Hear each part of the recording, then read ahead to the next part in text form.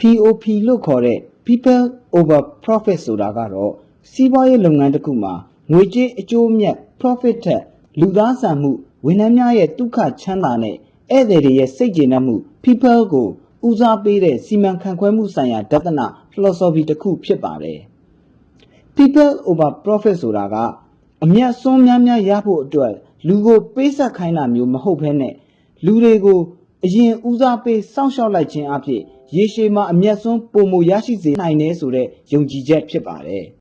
။ဒီယုံကြည်ချက်ဟာ hospitality လုပ်ငန်းခွင်မှာအတိတ်ပဲတက်ရောက်မှုအလွန်ရှိပါတယ်။ဝန်ထမ်းတွေအတွက်ဆိုရင်ဝန်ထမ်းတွေကိုစက်ရုပ်တပွဲအလုပ်ခိုင်းစေခြင်းမဟုတ်ဘဲနဲ့သူတို့ရဲ့စိတ်ကြမ်းမာရေးလောက်ခလာစာသင်တန်းပေးမှုနဲ့လုပ်ငန်းခွင်လုံခြုံရေးကိုအရင်ဦးစားပေးထားတာဖြစ်ပါတယ်။ဝန်ထမ်းတွေပျော်ရွှင်နေမှသာဧည့်သည်ကိုအကောင်းဆုံးဝန်ဆောင်မှုပေးနိုင်မယ်လို့ခံယူချက်ထားခြင်းပဲဖြစ်ပါတယ်။ဧည့်သည်တွေအတွက်ကြတော့လေဧည့်သည်ကိုငွေပေးသူတက်တက်လို့မကြည့်ဘဲနဲ့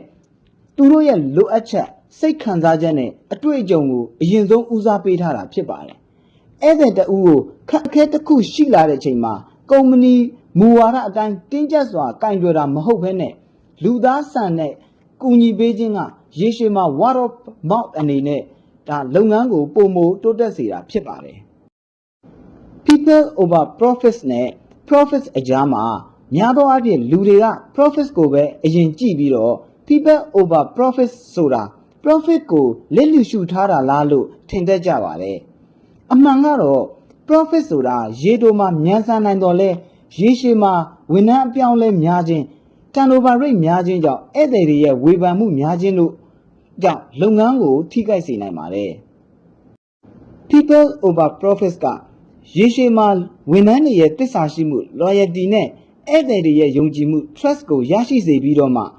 ထိုမှတစ်ဆင့်ရေရှည်တည်တဲ့အမြတ်အစွန်းကိုပုံမခိုင်မာစွာဖန်တီးပေးထားတာဖြစ်ပါတယ်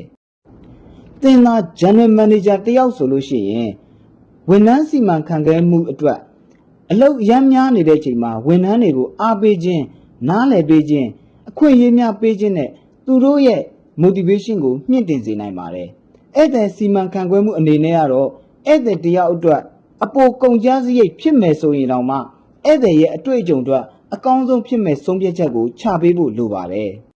။ People over Profit ဆိုတာ Profit ကိုမလိုချင်တာမဟုတ်ပါဘူး။လူတွေကိုကောင်းကောင်းဆက်ဆံလိုက်ခြင်းက Profit ကိုသဘာဝအတိုင်းအလိုလိုရောက်လာစေလိမ့်မယ်ဆိုတဲ့စီမံခန့်ခွဲမှုပညာရပ်တစ်ခုဖြစ်ပါတယ်။